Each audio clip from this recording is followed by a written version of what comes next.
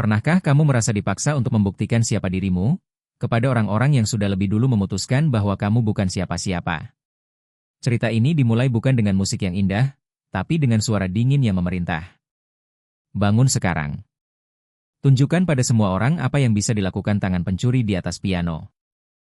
Suasana langsung membeku. 100 siswa menoleh bersamaan. 200 orang tua di tribun terdiam, seperti waktu berhenti bergerak. Di tengah semua tatapan itu, seorang anak laki-laki berusia 12 tahun perlahan berdiri dari tempat duduknya. Namanya Preston Hayes.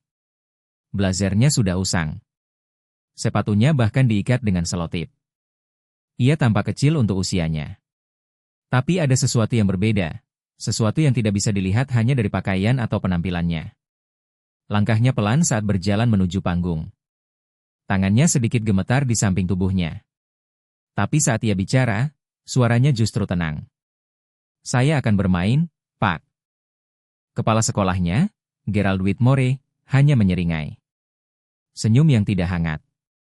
Senyum seseorang yang sudah yakin dengan hasil akhirnya. Di tribun belakang, seorang wanita tua menggenggam tangannya erat dan menutup mata. Itu nenek Preston, Loretta Hayes. Tidak ada seorang pun di ruangan itu yang benar-benar tahu apa yang akan terjadi selanjutnya. Sebelum momen itu, kehidupan Preston tidak pernah mudah. Ia tinggal di Greystone Gardens, sebuah kompleks perumahan di sisi timur Baltimore. Bangunan bata tua dengan cat yang mengelupas, jendela yang berderak saat angin datang terlalu kencang. Tempat di mana banyak orang berhenti bermimpi, bukan karena mereka tidak mau, tapi karena dunia tidak memberi mereka kesempatan. Preston sudah tinggal di sana sepanjang hidupnya. Sejak kecil, ia belajar satu hal penting, bagaimana menjadi tidak terlihat. Ia berjalan dekat dinding. Tidak banyak bicara. Tidak menarik perhatian. Karena di tempat seperti itu, semakin kamu terlihat, semakin besar masalah yang akan datang. Apartemennya berada di lantai 4, tanpa lift. Tangga menuju ke sana selalu berbau apek. Kadang ada bau lain yang lebih tajam, tapi Preston sudah belajar untuk tidak bertanya. Unit 4C. 2 kamar tidur. Tapi Preston tidak tidur di kamar. Ia tidur di sofa lipat di ruang tamu. Bukan karena tidak ada tempat, tapi karena ia yang memilih. Saat berusia 9 tahun, ia melihat lutut neneknya gemetar setiap kali naik tangga. Sejak hari itu, ia menawarkan diri untuk tidur di luar. Anak laki-laki yang sedang tumbuh butuh istirahat, protes neneknya. Nenek lebih membutuhkannya, jawab Preston. Percakapan itu tidak pernah diulang lagi. Loretta Hayes, neneknya, berusia 68 tahun. Tangannya bercerita tentang hidup yang keras. Buku-buku jarinya bengkak. Jari-jarinya sedikit melengkung karena puluhan tahun bekerja. Selama 31 tahun, ia adalah direktur paduan suara di Gereja Baptis Mount Zion. Ia membangun suara, mengajarkan harmoni, mengubah minggu pagi menjadi sesuatu yang terasa suci. Lalu penyakit datang. Radang sendi. Awalnya hanya kaku di pagi hari. Lalu semakin parah. Sampai jari-jarinya sulit menggenggam, bahkan untuk membuka pintu. Ia terpaksa pensiun. Bukan karena ingin, tapi karena tubuhnya tidak memberi pilihan. Sekarang ia bekerja paruh waktu di tempat laundry, 6 blok dari rumah. Melipat pakaian orang lain, menyusun kehidupan orang lain, lalu pulang dengan kaki bengkak dan punggung sakit. Tapi satu hal yang tidak pernah ia lakukan. Mengeluh. Preston memperhatikan semua itu. Ia melihat saat neneknya pura-pura sudah makan, supaya makanan bisa lebih banyak untuknya. Ia melihat saat obat tekanan darah disembunyikan kembali ke lemari, seolah tidak penting. Ia melihat tumpukan tagihan di meja dapur. Semua itu ia simpan dalam diam. Seperti sungai yang membawa batu. Ayah Preston adalah nama yang jarang disebut. Terrell Hayes. Dipenjara sejak Preston berusia 4 tahun karena kasus narkoba. Preston hanya punya 3 ingatan tentangnya. Aroma parfum, suara tawa, dan bayangan ayahnya dibawa pergi dengan borgol. Ibunya mencoba bertahan. Diane Hayes bekerja 2 pekerjaan. Siang hari di restoran. Malam hari membersihkan gedung perkantoran. Ia melakukan segalanya dengan benar. Tapi itu tidak cukup. Ia sakit. Diabetes tipe 2. Tanpa asuransi. Terlalu mahal untuk perawatan. Suatu hari, ia pingsan di tempat kerja. Ia meninggal sebelum ambulans tiba. Preston baru 6 tahun. Setelah itu, tidak ada lagi pilihan. Tidak ada lagi siapa-siapa. Hanya Loretta. Dan sejak saat itu, ia menjadi segalanya. Ibu, ayah, rumah. Piano pertama Preston datang secara tak terduga. Saat ia berusia 7 tahun, neneknya menemukan keyboard tua di obral gereja. Casio tahun 1994. 3 tuts di bagian atas sudah hilang. Harganya $8. Tidak seberapa, kata Loretta sambil membawanya naik 4 lantai dengan tangan gemetar. Tapi cukup untuk sekarang. Bagi Preston, itu bukan sekadar alat musik. Itu seperti dunia baru. Malam itu, mereka duduk bersama di sofa. Loretta menempatkan jari kecil Preston di atas tuts. Musik adalah bahasa, katanya pelan. Dan kamu akan belajar berbicara dengannya. Ia mengajarinya dengan sabar. Tidak pernah setengah-setengah. Dan Preston belajar dengan cepat. Sangat cepat. Di usia 8 tahun, ia bisa memainkan ulang melodi hanya dengan sekali dengar.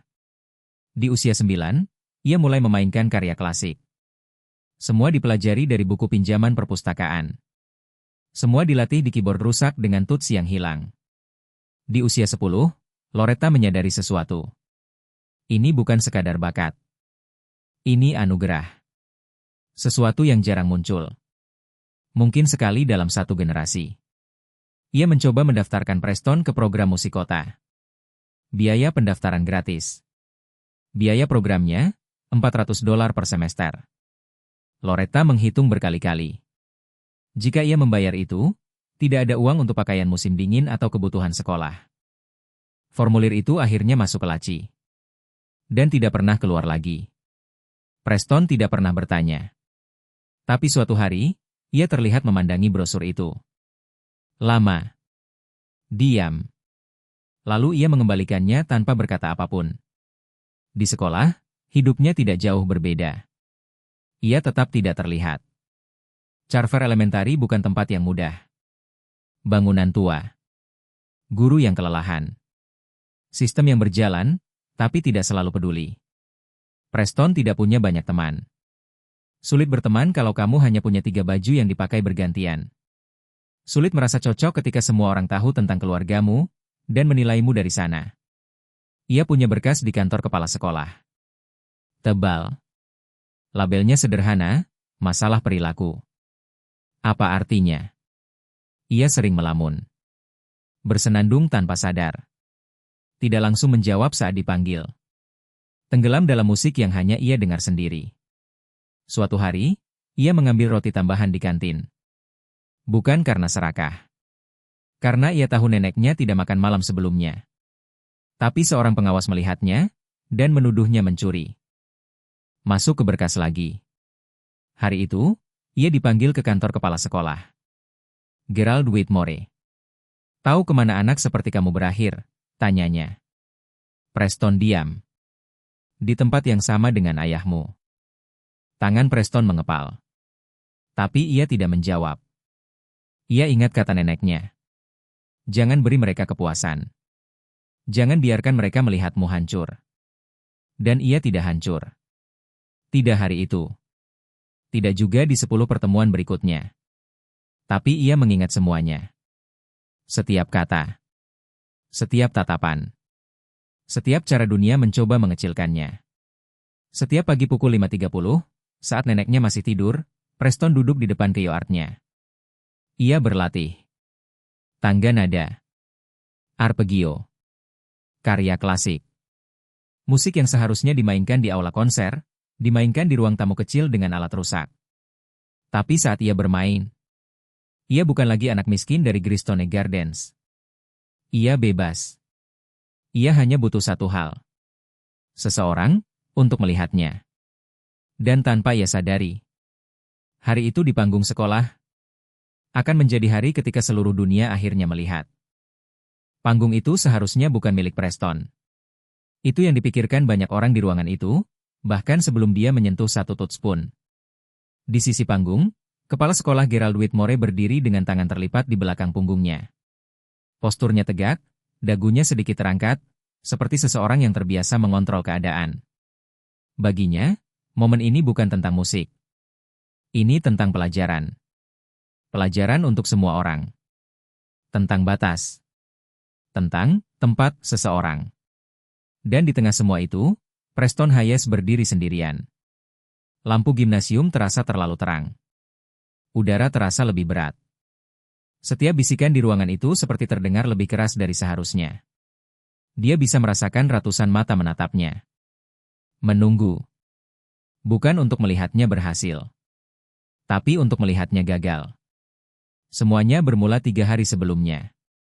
Sebuah kalkulator hilang dari meja seorang guru. Bukan barang mahal. Tapi cukup untuk dijadikan masalah. Seseorang melapor secara anonim. Loker-loker diperiksa. Dan akhirnya, kalkulator itu ditemukan di dalam loker Preston. Ia langsung menyangkal. Saya tidak mengambilnya. Suaranya tidak keras. Tidak defensif. Hanya jujur. Tapi kejujuran tidak selalu cukup, terutama ketika orang sudah punya kesimpulan sendiri. Kunci lokernya memang rusak. Siapa saja bisa membukanya. Tapi tidak ada yang peduli untuk menyelidiki lebih jauh. Bagi Whitmore, ini adalah kesempatan. Kesempatan untuk membuktikan sesuatu yang selama ini ia yakini. Bahwa anak-anak seperti Preston akan selalu berakhir sama. Pagi itu, sebelum acara pertemuan musim semi dimulai, Whitmore sudah membuat keputusan. Ia tidak akan menyelesaikan masalah ini di kantor. Ia akan melakukannya di depan semua orang. Karena menurutnya, rasa malu adalah guru terbaik. Dan Preston akan menjadi contoh. Acara berjalan seperti biasa di awal. Pidato. Penampilan siswa. Tepuk tangan sopan. Semua terstruktur. Semua terkendali. Sampai akhirnya Harrison Bellows naik ke panggung. Anak dari ketua PTA. Rapi. Percaya diri. Semua hal yang diharapkan. Ia memainkan Furelise dengan teknik yang benar. Tidak ada kesalahan. Tapi juga, tidak ada perasaan. Musiknya terdengar kosong. Seperti hanya menjalankan tugas. Penonton tetap bertepuk tangan. Karena memang seharusnya begitu. Whitmore tersenyum puas. Inilah standar, pikirnya. Inilah yang pantas ditampilkan. Dan kemudian, semuanya berubah. Whitmore melangkah ke depan, mengambil mikrofon. Sebelum kita lanjut, katanya, suaranya menggema di seluruh ruangan, saya ingin membahas sesuatu yang penting. Tentang akuntabilitas. Suasana langsung hening. Nada suaranya berubah. Lebih tajam. Kita memiliki seorang siswa di sini hari ini, yang tertangkap mencuri dari seorang guru. Bisikan mulai menyebar. Orang tua saling menatap. Siswa mulai menoleh ke kanan dan kiri, mencoba menebak siapa yang dimaksud. Whitmore berhenti sejenak. Membiarkan ketegangan itu tumbuh. Dan saya percaya, lanjutnya, bahwa hal seperti ini tidak boleh disembunyikan. Kita harus menghadapinya, secara terbuka. Jantung Preston mulai berdetak lebih cepat. Ia tahu. Ini tentang dirinya. Preston Hayes, kata Whitmore akhirnya. Berdiri. Dan dalam 1 detik, seluruh ruangan mengarah padanya. Ia merasa seperti ditarik ke tengah sorotan, tanpa perlindungan. Kakinya terasa berat. Tapi ia tetap berdiri. Pelan. Blazernya yang usang tiba-tiba terasa seperti beban. Seolah semua orang bisa melihat setiap kekurangan yang ia miliki. Whitmore menatapnya dengan senyum tipis. Saya juga mendengar, katanya, bahwa kamu menganggap dirimu seorang musisi. Beberapa siswa mulai terkekeh. Ibu Crawford tampaknya percaya kamu punya bakat khusus. Nama itu membuat Preston sedikit menoleh. Ibu Evelyn Crawford. Guru musik. Satu-satunya orang di sekolah yang pernah benar-benar melihatnya. Yang pernah berkata bahwa dia istimewa. Whitmore menunjuk ke arah piano tua di sudut panggung. Sebuah piano yang jarang digunakan.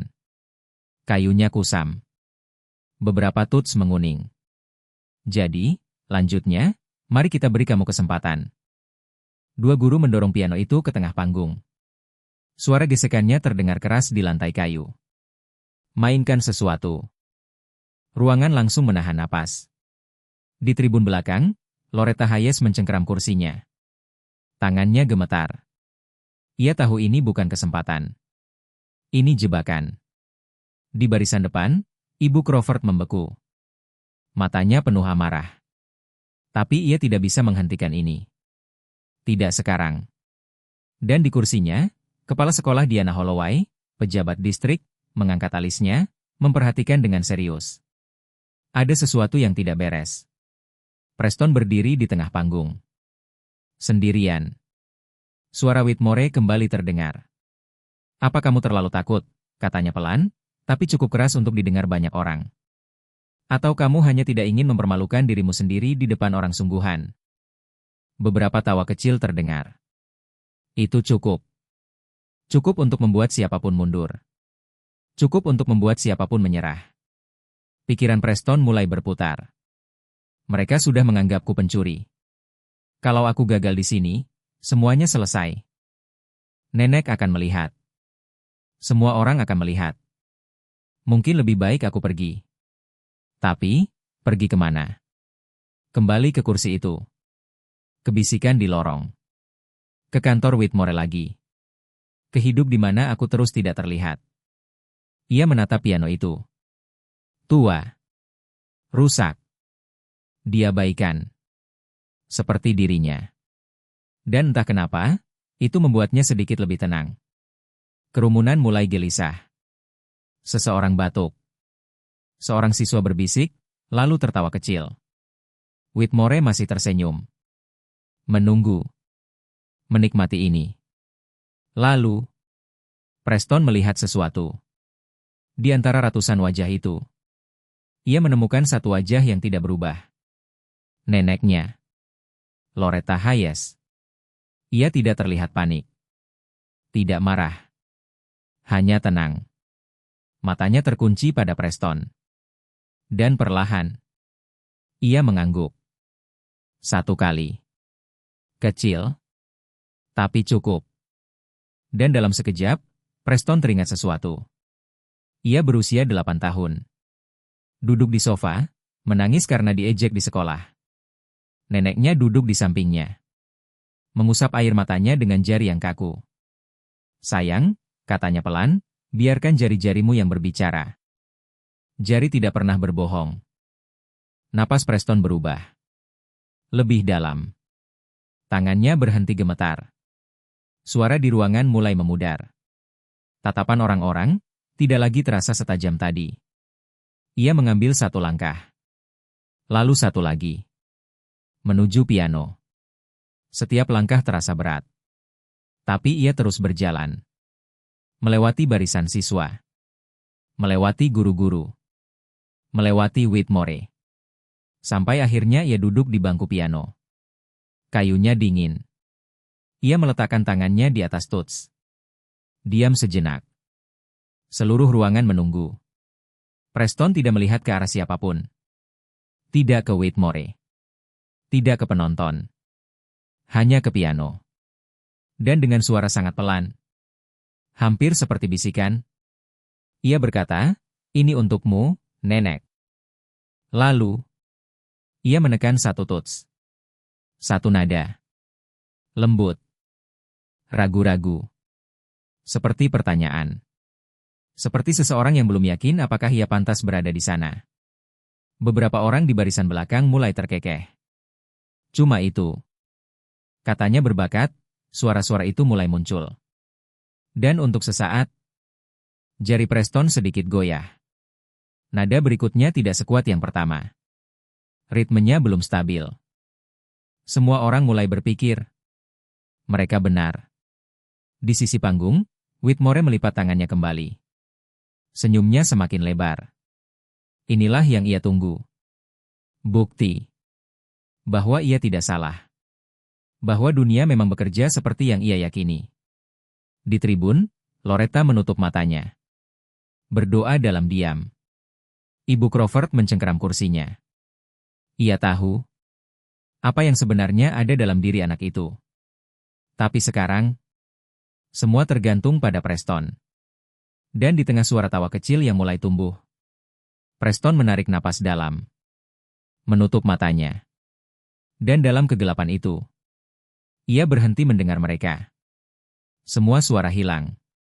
Tidak ada lagi gimnasium. Tidak ada lagi Whitmore. Tidak ada lagi penonton. Hanya ada piano dan dirinya sendiri. Dan di sudut matanya, mulai muncul air mata. Ia mengenali itu. Bukan hanya nada, tapi jiwa di baliknya. Jari Preston bergerak semakin cepat. Lebih percaya diri. Nada-nada mulai mengalir seperti air yang menemukan jalannya sendiri. Tidak dipaksa. Tidak ragu. Seolah musik itu sudah ada di dalam dirinya sejak lama, hanya menunggu momen untuk keluar. Tawa di belakang ruangan, hilang. Bisikan, berhenti. Semua orang mulai diam. Bukan karena diminta, tapi karena mereka tidak ingin melewatkan apa yang sedang terjadi. Ibu Crawford menutup mulutnya dengan tangan. Matanya berkaca-kaca. Selama puluhan tahun mengajar musik, ia sudah melihat banyak siswa berbakat. Tapi ini berbeda. Ini bukan hanya tentang teknik. Ini tentang sesuatu yang tidak bisa diajarkan. Sesuatu yang lahir dari pengalaman, dari rasa sakit, dari harapan. Preston kini benar-benar tenggelam dalam musik. Ia tidak lagi memainkan nada. Ia menceritakan hidupnya. Tentang pagi-pagi sunyi saat ia berlatih sendirian. Tentang malam-malam ketika neneknya berpura-pura kenyang. Tentang rasa kehilangan yang tidak pernah benar-benar pergi. Tentang semua kata-kata yang pernah diarahkan padanya, bahwa ia tidak akan jadi apa-apa. Dan di setiap tuts yang ia tekan, semua itu keluar. Bukan sebagai kemarahan yang meledak, tapi sebagai kekuatan yang tenang. Kekuatan yang tidak meminta izin. Tempo mulai berubah. Musik yang tadinya lembut, kini mulai tumbuh. Seperti gelombang kecil yang perlahan menjadi ombak. Nada-nada semakin berani. Lebih penuh. Lebih hidup. Di antara penonton, seseorang tanpa sadar menurunkan ponselnya. Ia lupa untuk merekam. Karena apa yang terjadi di depannya, terasa terlalu nyata untuk dilihat lewat layar. Seorang ibu di tribun menggenggam tangan anaknya. Seorang guru yang tadi bersandar kini berdiri tegak. Seorang siswa yang tadi tertawa kini hanya menatap, tanpa berkedip. Dan Preston, masih dengan mata tertutup, terus bermain. Ia tidak lagi anak yang berdiri di panggung karena dipaksa. Ia bukan lagi siswa bermasalah. Ia bukan lagi anak dari latar belakang sulit. Di momen itu, ia adalah seorang musisi. Seorang pencerita. Seseorang yang akhirnya didengar. Whitmore melangkah sedikit ke depan. Wajahnya tidak lagi percaya diri. Ada sesuatu yang mulai ia sadari. Sesuatu yang tidak ia rencanakan. Bahwa ini tidak bisa ia kendalikan. Musik terus berkembang. Lebih kuat. Lebih dalam. Seperti badai yang mulai terbentuk di kejauhan. Dan semua orang di ruangan itu bisa merasakannya. Sesuatu yang besar sedang datang. Preston menarik satu napas panjang. Jari-jarinya bersiap. Dan tanpa membuka mata, ia melangkah lebih jauh ke dalam musik itu. Lebih dalam dari sebelumnya. Lebih jauh dari rasa takut. Lebih jauh dari semua yang pernah menahannya. Dan tepat di titik itu, musiknya berubah lagi. Bukan lagi sekadar indah. Tapi, tak terbendung. Perubahan itu tidak terjadi perlahan. Itu seperti pintu yang tiba-tiba terbuka lebar. Musik Preston, yang tadi lembut dan penuh perasaan, kini berubah menjadi sesuatu yang jauh lebih besar. Lebih berani. Lebih hidup. Lebih tak terbendung. Jari-jarinya bergerak lebih cepat. Bukan terburu-buru. Tapi pasti. Setiap nada jatuh tepat di tempatnya, seolah-olah piano itu sudah menunggu disentuh seperti ini selama bertahun-tahun. Dan untuk pertama kalinya, orang-orang di ruangan itu benar-benar menyadari. Ini bukan kebetulan. Ini bukan keberuntungan. Ini sesuatu yang nyata. Nada-nada mulai mengalir seperti arus deras, mengisi setiap sudut gimnasium. Menyentuh orang-orang yang bahkan tidak mengerti musik sekalipun. Karena ini bukan lagi soal teknik. Ini soal rasa. Preston masih memejamkan mata. Tubuhnya mulai ikut bergerak mengikuti irama. Bukan untuk pertunjukan. Bukan untuk dilihat. Tapi karena ia tidak bisa menahannya. Musik itu hidup di dalam dirinya. Dan sekarang, akhirnya bebas. Ia masuk ke bagian yang lebih sulit. Bagian yang biasanya membuat pemain lain ragu. Bagian yang butuh kontrol, kekuatan, dan keberanian sekaligus. Tapi bagi Preston, itu mengalir begitu saja. Seperti bernapas. Seperti sesuatu yang sudah menjadi bagian dari dirinya sejak lama. Di barisan depan, kepala sekolah Diana Holloway perlahan melepas kacamatanya. Matanya tidak lagi berpindah-pindah. Terkunci pada satu hal. Anak laki-laki di depan piano itu. Selama puluhan tahun bekerja di dunia pendidikan, ia belum pernah melihat ini. Bakat seperti ini tidak muncul setiap tahun. Bahkan tidak setiap dekade. Ibu Crawford tidak lagi mencoba menahan air matanya. Ia membiarkannya jatuh. 40 tahun mengajar. 40 tahun berharap suatu hari ia akan melihat sesuatu seperti ini. Dan sekarang, di ruangan kecil ini, dengan piano tua, ia menyaksikannya. Di antara para siswa, suasana berubah total. Tidak ada lagi tawa. Tidak ada lagi ejekan. Mereka duduk diam. Beberapa bahkan maju sedikit tanpa sadar, seolah ingin lebih dekat. Seolah takut kehilangan satu nada pun. Harrison Bellows, yang tadi tampil dengan penuh percaya diri, kini duduk terpaku. Matanya tidak berkedip. Ia tahu, tanpa ada yang perlu mengatakan, bahwa apa yang ia lihat sekarang berbeda. Ini bukan tentang latihan. Ini bukan tentang les privat. Ini sesuatu yang tidak bisa dibeli. Di sisi panggung, Whitmore tidak bergerak. Tapi wajahnya sudah berubah. Senyumnya hilang. Sepenuhnya. Digantikan oleh sesuatu yang lebih dalam. Kebingungan. Ketidakpercayaan. Dan sedikit, ketakutan. Karena ia mulai mengerti. Bahwa ia telah membuat kesalahan. Besar. Ia ingin mempermalukan anak ini. Tapi yang terjadi sekarang, justru sebaliknya. Musik semakin kuat.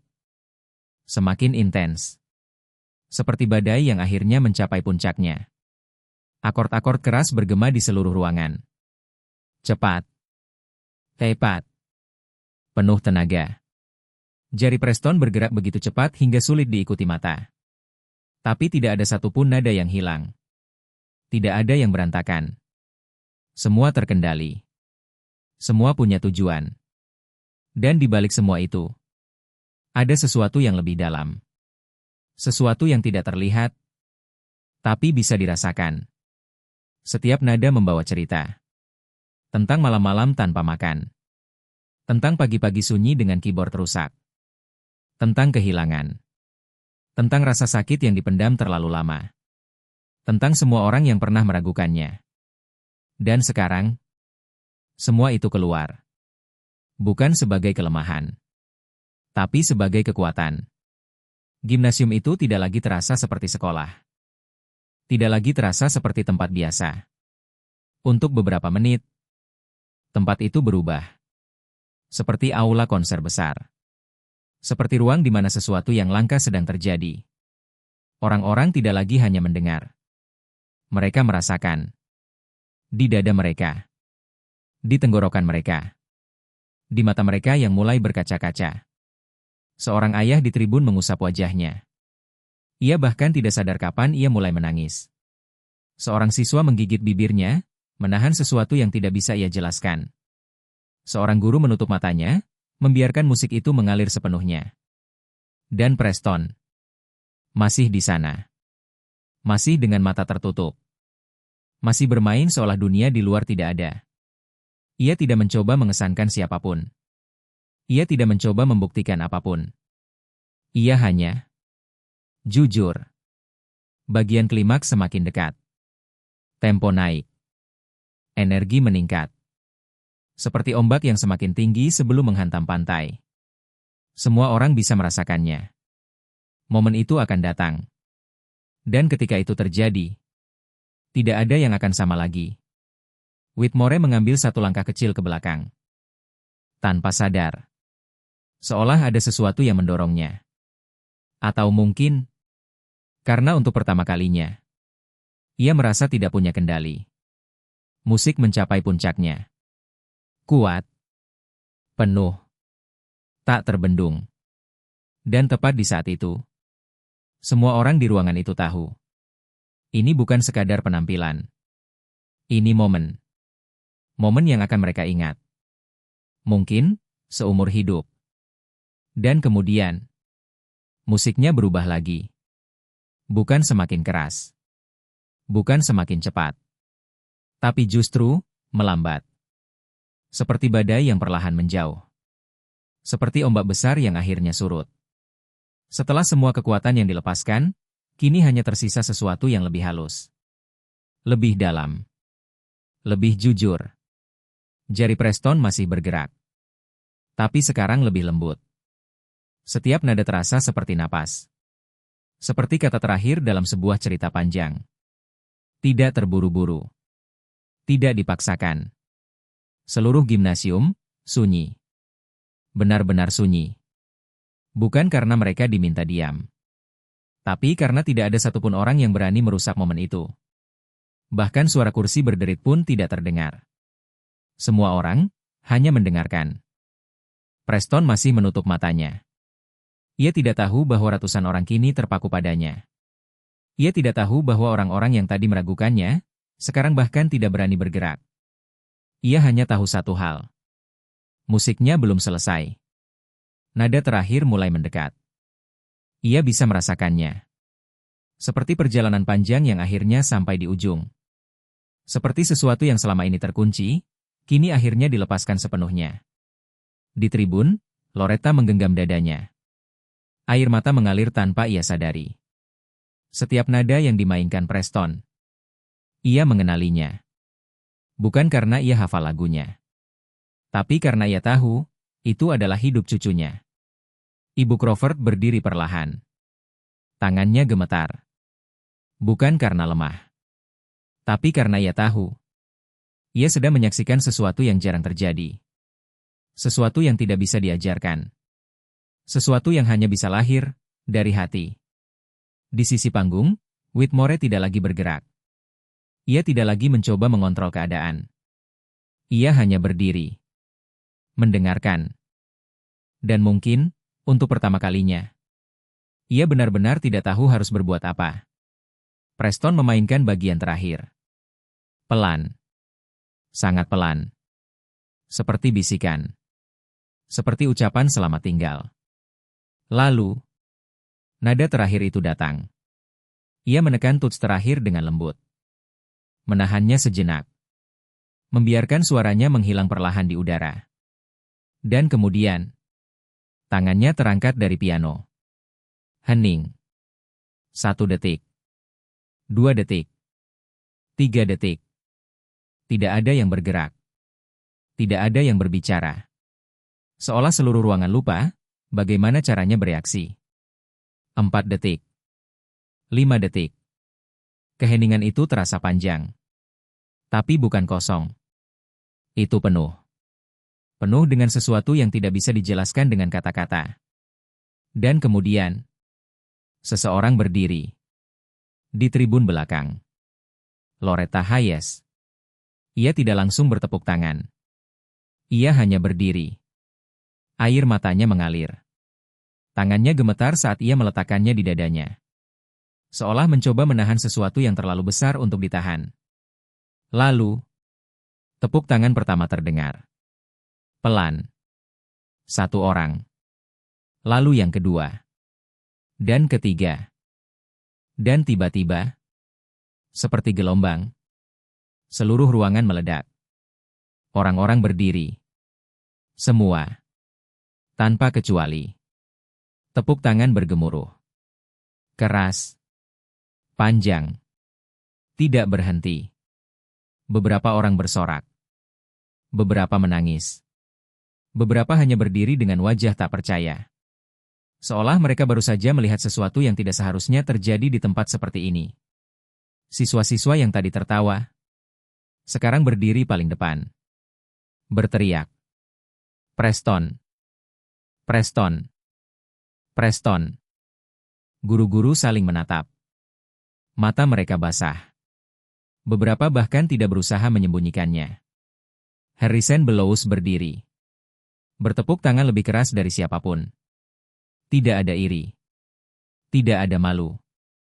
Hanya kagum. Kepala sekolah Diana Holloway ikut berdiri. Air matanya tidak ia sembunyikan. Buku catatannya jatuh dari pangkuannya, tapi ia bahkan tidak menyadarinya. Dan di tengah semua itu, Preston masih duduk di bangku piano. Diam. Matanya masih tertutup. Seolah ia belum kembali sepenuhnya ke dunia itu. Tepuk tangan terus berlanjut. Seperti ombak yang tidak mau berhenti. Mengisi ruangan. Menggetarkan dinding. Menghapus semua tawa yang tadi sempat terdengar. Perlahan, Preston membuka matanya. Cahaya terasa lebih terang. Suara terasa lebih besar. Semua orang berdiri. Semua orang melihatnya. Tapi kali ini, bukan untuk menjatuhkannya. Untuk pertama kalinya, mereka melihat siapa dia sebenarnya. Dan untuk pertama kalinya dalam waktu yang lama, Preston Hayes tersenyum. Kecil, tapi nyata. Tepuk tangan masih belum berhenti. Bahkan semakin keras. Seolah semua orang mencoba mengatakan hal yang sama. Tanpa kata-kata. Bahwa mereka salah. Bahwa mereka tidak melihatnya sebelumnya. Bahwa mereka baru saja menyaksikan sesuatu yang luar biasa. Dan di sisi panggung, Gerald Whitmore berdiri diam. Tidak bertepuk tangan. Tidak bergerak. Wajahnya pucat. Matanya kosong. Karena di momen itu, ia mengerti satu hal. Yang ia coba hancurkan. Baru saja berdiri, lebih tinggi dari siapapun di ruangan itu. Tepuk tangan itu tidak berhenti. Bahkan setelah beberapa menit, suaranya masih menggema di seluruh gimnasium. Seperti gelombang yang terus datang, tidak peduli seberapa sering ia mencoba mereda. Preston masih duduk di bangku piano, sedikit terpaku. Seolah tubuhnya masih mencoba memahami apa yang baru saja terjadi. Tangannya perlahan turun dari udara dan kembali ke pangkuannya. Hangat. Masih bergetar. Tapi bukan karena takut lagi. Lalu, di tengah riuh tepuk tangan itu, sebuah suara terdengar. Tidak terlalu keras. Tapi cukup jelas. Itu anak yang mereka sebut pencuri. Seorang pria berdiri di tengah tribun, ponselnya masih di tangan. Kalimat itu seperti memotong suara tepuk tangan menjadi dua. Orang-orang mulai saling menoleh. Lalu suara lain menjawab, lebih keras. Itu anak yang mereka sembunyikan. Dan tiba-tiba, suasana berubah. Tepuk tangan masih ada. Tapi sekarang bercampur dengan sesuatu yang lain. Kesadaran. Pertanyaan. Dan sedikit, kemarahan. Orang tua mulai berbisik satu sama lain. Kenapa dia tidak ada di program? Siapa yang memutuskan itu? Kalau dia sebaik ini, kenapa kita baru melihatnya sekarang? Pertanyaan-pertanyaan itu menyebar dengan cepat. Seperti api kecil yang tiba-tiba menemukan bahan bakar. Dan tanpa perlu diarahkan. Semua mata mulai beralih ke satu orang. Gerald Whitmore. Ia masih berdiri di sisi panggung. Tapi sekarang, tidak lagi terlihat seperti orang yang memegang kendali. Posturnya berubah. Bahunya sedikit turun. Tangannya tidak lagi terlipat rapi. Ia tampak sendirian. Ia mencoba mencari dukungan. Melirik ke arah orang tua di barisan depan. Cynthia Bellows, Ibu Harrison, tidak menatapnya. Ia menunduk, wajahnya memerah. Pelatih Richard sudah melangkah menjauh. Guru-guru lain pura-pura sibuk. Tidak ada yang berdiri di sisinya. Untuk pertama kalinya, Whitmore tidak punya tempat untuk bersembunyi. Dan kemudian, suara tepuk tangan mulai mereda. Bukan karena selesai, tapi karena seseorang berjalan ke depan. Sepatu haknya berbunyi jelas di lantai kayu. Langkahnya tenang. Pasti. Semua orang langsung tahu siapa dia. Kepala Sekolah Distrik, Diana Holloway. Ruangan kembali hening. Bukan karena diperintah, tapi karena semua orang tahu. Sesuatu yang penting akan terjadi. Holloway tidak melihat Whitmore. Tidak menyapanya. Tidak memberi tanda apapun. Ia langsung berjalan ke arah Preston. Anak itu kini berdiri dari bangku piano. Masih terlihat kecil di tengah panggung besar itu. Ia mendongak saat Holloway berhenti di depannya. Sedikit ragu. Sedikit bingung. Ia belum pernah berada sedekat ini dengan seseorang seperti itu. Holloway mengulurkan tangannya. Anak muda, katanya pelan, tapi suaranya terdengar ke seluruh ruangan. Preston ragu sejenak. Lalu menerima jabat tangan itu. Hangat. Kuat. Nyata. Saya sudah menghadiri banyak konser, lanjut Holloway. Di tempat-tempat besar. Dengan pemain profesional. Ia berhenti sejenak. Semua orang menunggu. Tapi apa yang kamu lakukan hari ini? Ia menatap Preston langsung. Bukan sesuatu yang biasa. Beberapa orang di penonton mengangguk. Beberapa mengusap mata mereka. Holloway berbalik menghadap kerumunan. Suaranya kini lebih tegas. Ini, katanya, adalah yang terjadi ketika seorang anak diberi kesempatan untuk didengar. Tepuk tangan kembali pecah. Lebih keras. Lebih emosional. Ibu Crawford berjalan ke panggung. Langkahnya cepat meski usianya tidak muda lagi. Begitu sampai di dekat Preston, ia langsung memeluknya. Erat. Awalnya Preston kaku. Lalu perlahan, ia membalas pelukan itu. Aku sudah bilang pada mereka, bisik Ibu Crawford di telinganya. Aku sudah bilang siapa dirimu. Preston tidak berkata apa-apa. Ia hanya memeluk lebih erat. Lalu perlahan, mereka berpisah. Preston merapikan blazernya. Menarik napas. Dan untuk pertama kalinya sejak semua ini dimulai, ia menoleh ke arah Whitmore. Pria itu masih di sana.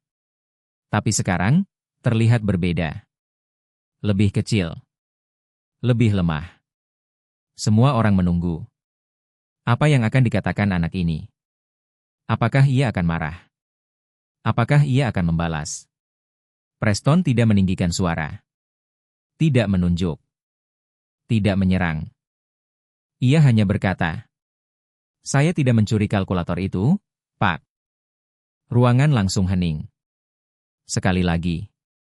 Semua mata beralih ke Whitmore. Menunggu jawabannya. Menunggu reaksinya. Preston menambahkan satu kalimat lagi. Pelan.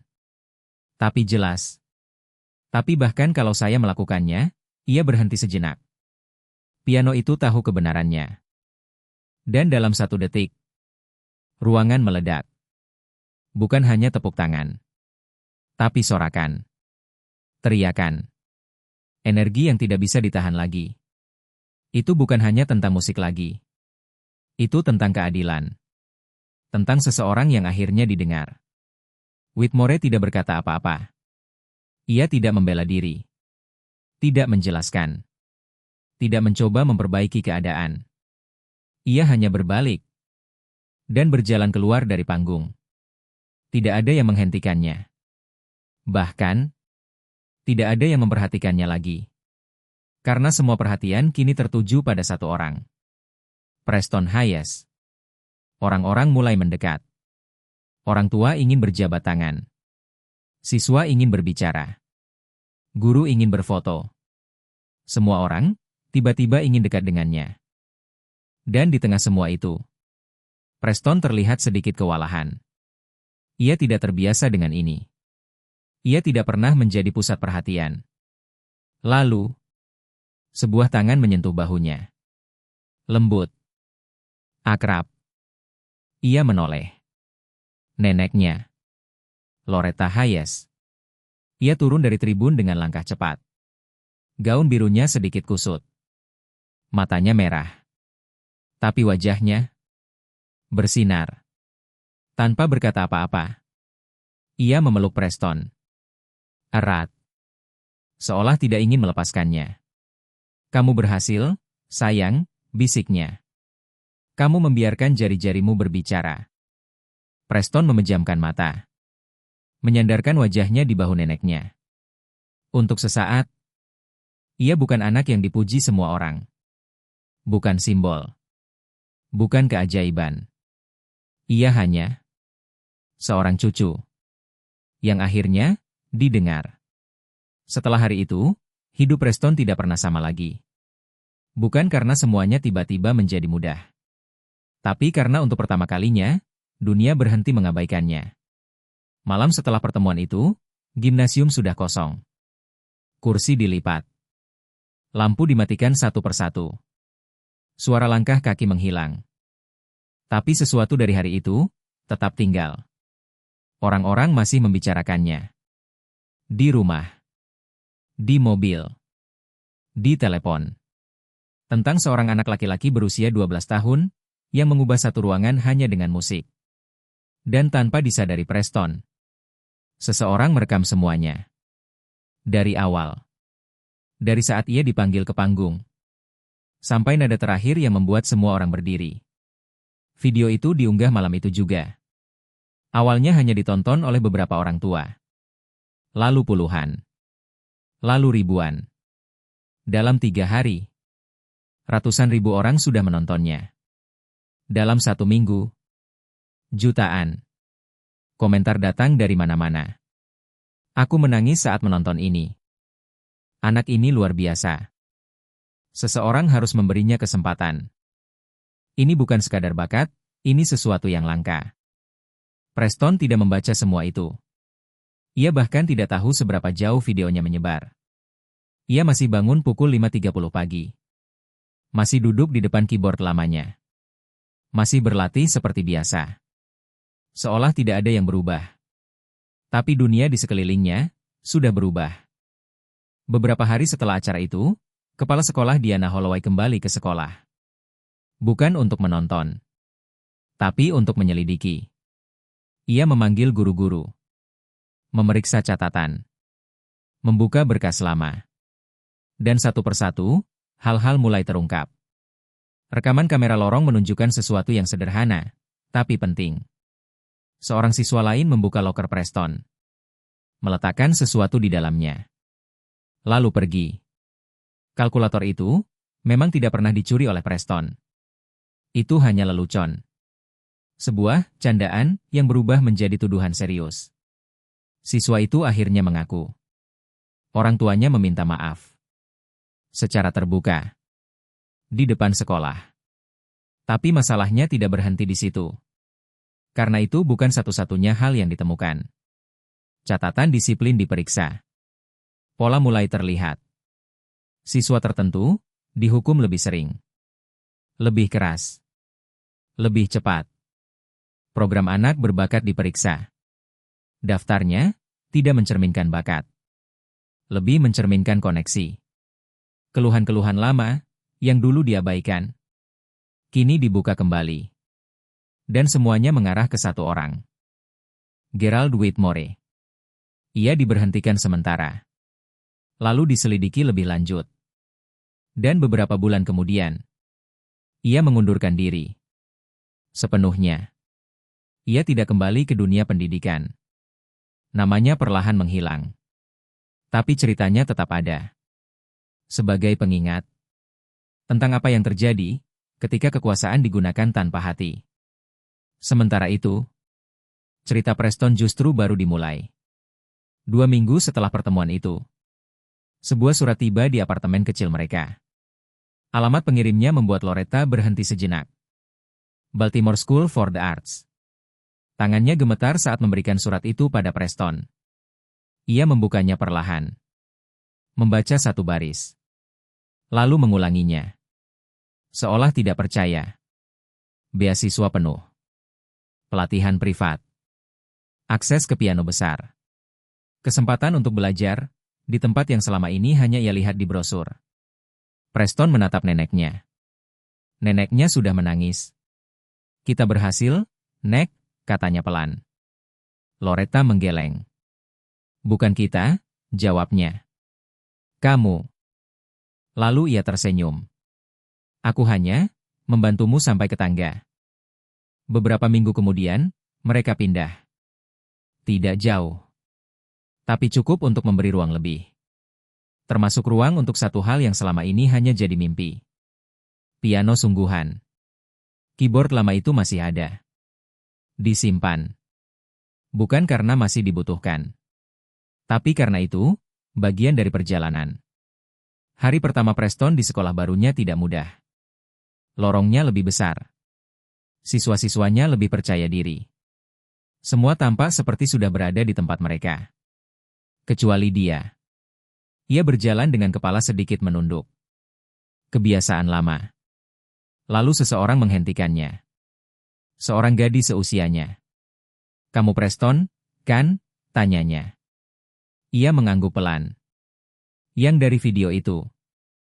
Ia ragu sejenak. Lalu mengangguk lagi.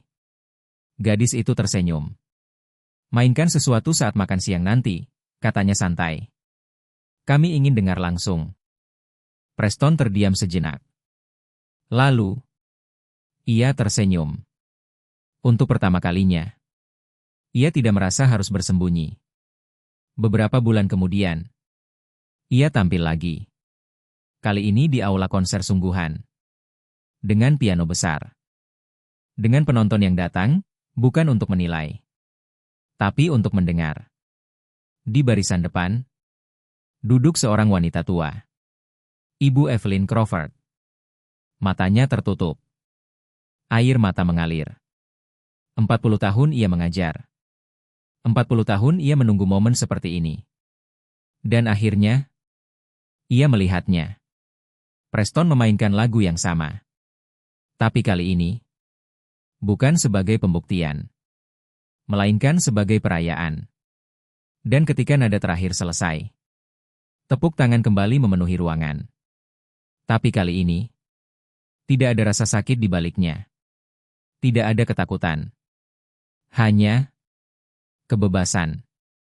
Karena pada akhirnya, cerita ini bukan hanya tentang seorang anak yang bisa bermain piano. Ini tentang apa yang terjadi ketika seseorang akhirnya diberi kesempatan untuk didengar.